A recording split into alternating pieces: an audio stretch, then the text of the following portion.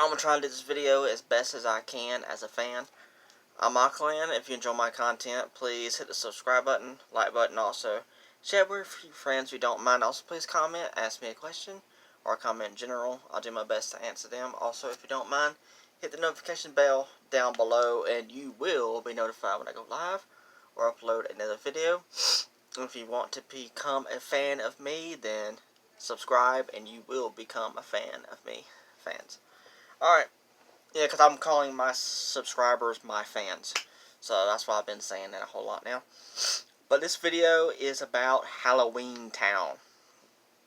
My opinion is you can't have Halloween without Halloweentown. Not particularly this sequel in the franchise, even though this one is good. And so is the fourth one, but the first two are the best. But overall, the whole series is so good. And rest in peace, Debbie Reynolds. Oh, man. But, it's not going to be a sad video. I was just wanting to say that. Halloweentown, the plot of it, all revolves around this girl named Marnie. I didn't think I was even going to actually remember that name. And she had a sister named Sophie, and of course, an annoying brother, who did not believe in magic at first in the first film. And Marnie learns from her grandmother, Debbie Reynolds' character, and she discovers about this Halloweentown through a storybook that her grandmother reads them for Halloween night. And of course, Marnie's mother is against magic. She doesn't want her grandmother, Marnie's mom's grandmother is actually her mom. I can't remember what Marnie's mom's name is. I cannot remember it all. But the point is, her mother doesn't want Marnie to know about magic, doesn't want anything about that to be told to her. And of course, Marnie's grandmother, even though she was told not to do it, she does it anyways. And she can only come to their house once a year, only during the Halloween season only. And then she has to go back to Halloweentown by taking a bus with a bus stop that magically appears once a year on that certain night. And the bus, of course, she gets on the bus, and of course Marnie and her annoying brother, Dylan is his name. He does not believe in magic, and he didn't want to go anyways, but he didn't want Marnie to go by herself. And of course Sophie, her sister, goes as well, and so the whole gang goes to Halloweentown. And of course later on, Marnie's annoying mom shows up, of course, and they eventually find out that the villain of the first movie was actually Marty's mother's boyfriend, Calabar. And but yeah, these movies are really old, so I'm very sorry for the people who have not seen these movies, because I'm talking about bits and pieces of all of them. So I'm sorry, spoilers. I forgot to mention that. But Halloweentown is so good. I mean, because they have to come up with this potion from, I think it was, ghost sweat and hair off of a werewolf and tooth of a vampire and all that. But it's very, very silly. It's like it's Disney-based silly. But he does not make these movies bad. These movies are fantastic. And of course, they have to take Calabar out. And Calabar has a son, and he falls for Marnie, but he's under a spell. So he looks all handsome and stuff, but towards the end of the movie, the spell uplifts once Calabar gets destroyed. Calabar's son, I think, shows up in the second film, so I can't remember who this boy was. I think it was just a mean boy in town, and he has a curse, and his curse gets uplifted, and he's actually a troll. So he's not handsome anymore, and he fell for Marnie and all that. But let's see, it's just a really good movie, and of course, Marnie's mother slowly starts talking about magic and all that once they've already at Halloweentown and learn about all this. Marnie gets her own broom, and there's this Barbara there that Barbara guy that cuts hair. He kind of like acts like Elvis a little bit. I think that's where he got his inspiration from. But in the second movie, Calabar's son, I think it was Halloweentown 2, Calabar's Revenge. It's about his son, and so his son tries to get revenge from his father being killed in the first film. And Marnie's grandmother has these spell books and stuff, and then he slowly but surely steals both of them. So when Marnie and her grandmother go back to Halloweentown, and it's under a gray spell curse, and everybody's turning into normal. They're normally creatures of all kinds of creatures, ghosts, monsters, trolls, all kinds of creatures, and they're turning into normal looking human beings. And so all that just goes into chaos, and there's this famous quote, "A dustpan, perhaps?" I can't remember what his name is. He's this guy at the Halloweentown who gathers up all the trash. Everything that gets lost goes to him, but everything that's lost at his house is poof, gone forever. If it's lost at his house. But anything around the world that gets lost shows up at his house. So his house is like trashy as I don't know what.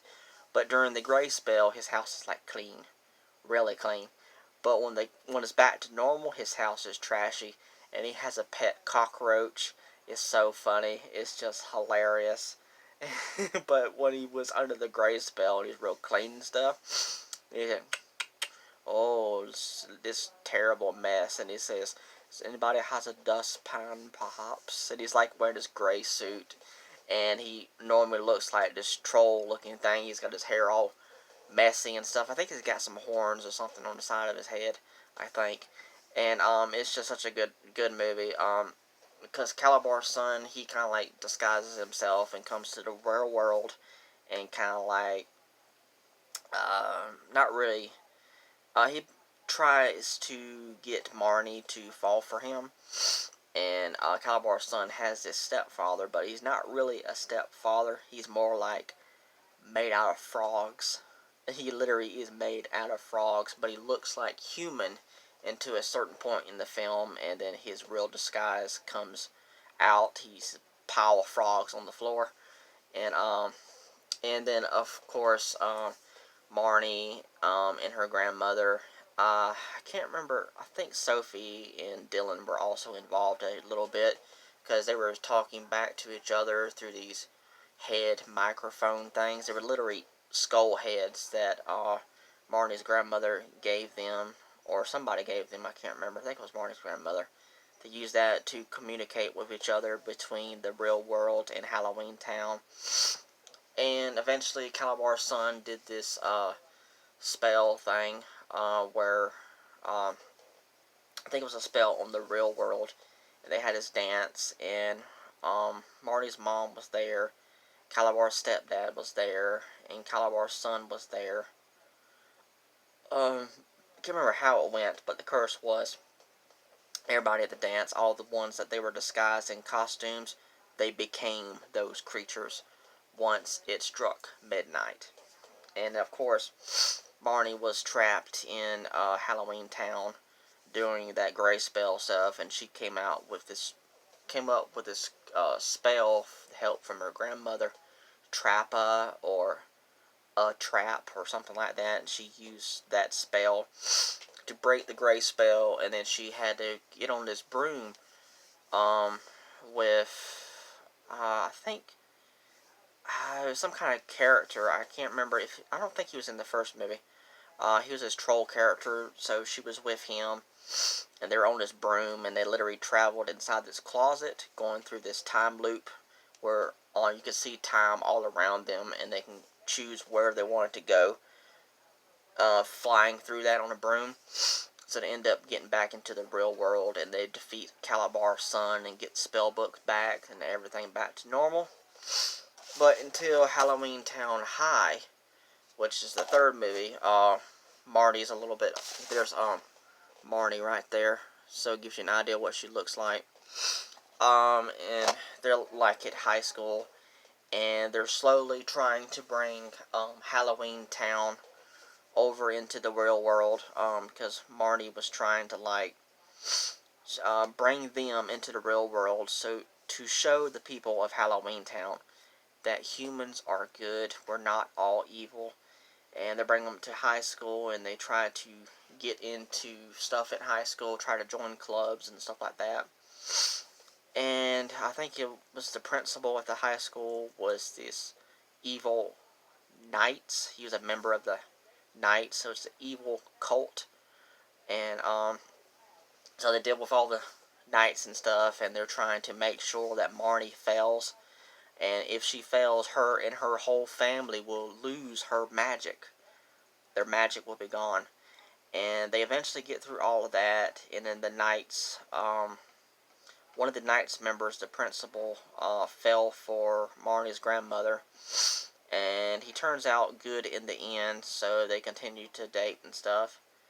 And I don't want to say too much about it, and some of it I can't remember about, but it all turned out good in the end, and a portal was opened up at the end to where it can connect the real world to the Halloweentown world, where everyone can go in between worlds, which was really, really cool. So you can go from the real world to Halloweentown by just walking through, and you can be there.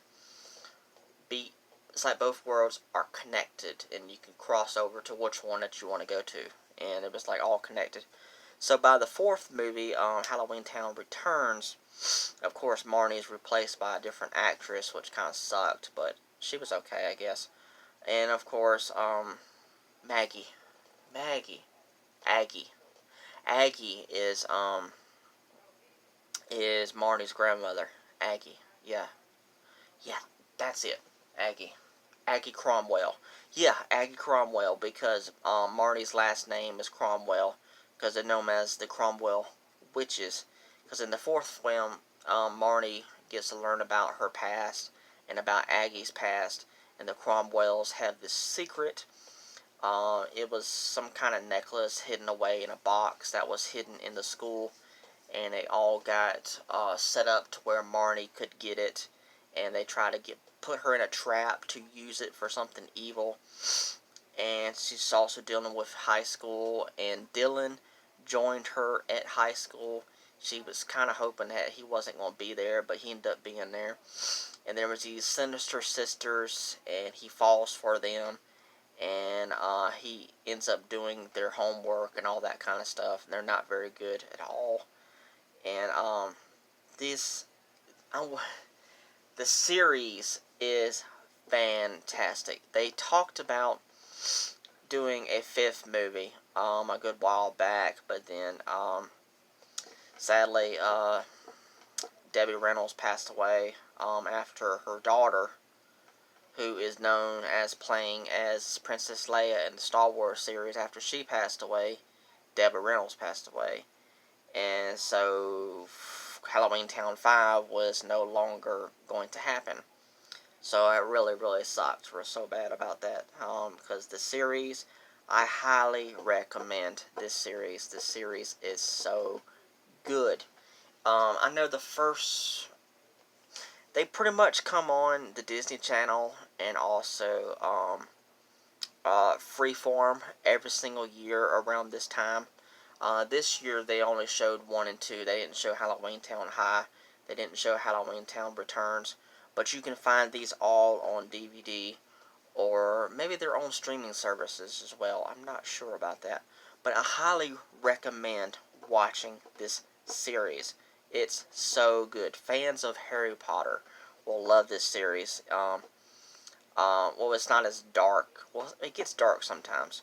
But it's just a family-friendly Halloween-based movie, and it's filled with witches and magics and warlocks and ghosts, trolls, and all kinds of monsters that you can think of. And of course, there's how can I forget about Benny? He's a skeleton that drives the taxi in the first two movies, and also Halloweentown Returns, because I don't think he was in Halloween High. But Benny, the skeleton driver, I don't know where I forgot about him, but at least I got to mention him in the video. But yeah, so I'm gonna soon end this video. All that talking. Ooh boy. Alright, thank you so much. Hopefully this video will get you into watching this series. If you have not seen it already, fantastic series. Alright, thank you so much. Alright, bye.